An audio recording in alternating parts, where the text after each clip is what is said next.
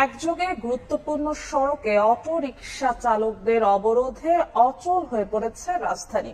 মহাখালী আগারগাঁওয়ে আইন শৃঙ্খলা বাহিনীর সদস্যদের সঙ্গে সংঘর্ষেও জড়ায় চালকরা, ভাঙচুর করে যানবাহন। এছাড়া মিরপুর, পল্লবী, মোহাম্মদপুর, গাবতলী ও খিলগাঁও সহ বিভিন্ন সড়কে এখনো অবস্থান নিয়ে বিক্ষোভ চলছে।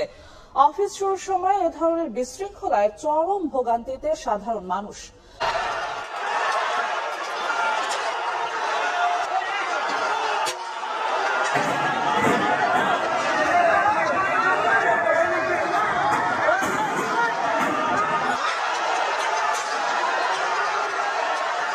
মহাখালীতে সেনাবাহিনীর সদস্যরা অটো চালকদের সরিয়ে দিতে গেলে ধাওয়া পাল্টা ধাওয়ার ঘটনা ঘটে। বিক্ষুব্ধ চালকরা গাড়ি ভাঙচুর করে।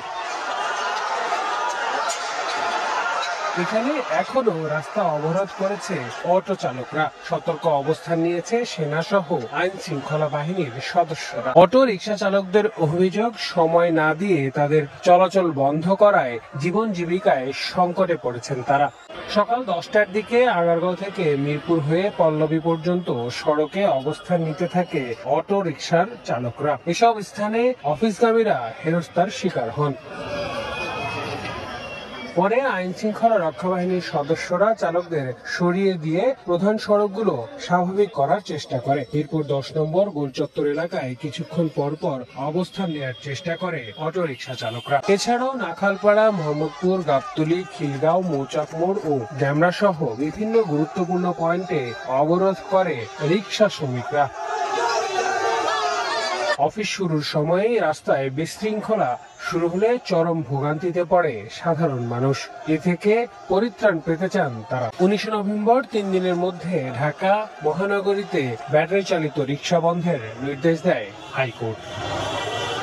মহাখালীতে ব্যাটারি চালিত রিকশা চালকদের রেল লাইন অবরোধে ঢাকার সঙ্গে সারা দেশের ট্রেন চলাচল বন্ধ রয়েছে। এতে চরম দুর্ভোগে পড়েছেন যাত্রীরা। আন্দোলনকারীরা রেলপথ অবরোধ করলে সকাল 10টার পর কমলাপুর স্টেশন ছেড়ে যায়নি কোনো ট্রেন। এদিন কোনো ট্রেন ঢাকায় প্রবেশ করেনি। এতে ভোগান্তিতে পড়েন হাজারো যাত্রী। দ্রুত পরিস্থিতি স্বাভাবিক করার দাবি তাদের। এদিকে অবরোধ প্রত্যাহার হলে ট্রেন চলাচল স্বাভাবিক করার আশ্বাস দিয়েছেন স্টেশন মাস্টার। ব্যাটারি চালিত রিকশা চালকদের বিক্ষোভে অচল রাজধানীর বিভিন্ন সড়ক। ট্রেন চলাচল বন্ধে চরম বিপাকে পড়েছেন যাত্রীরা।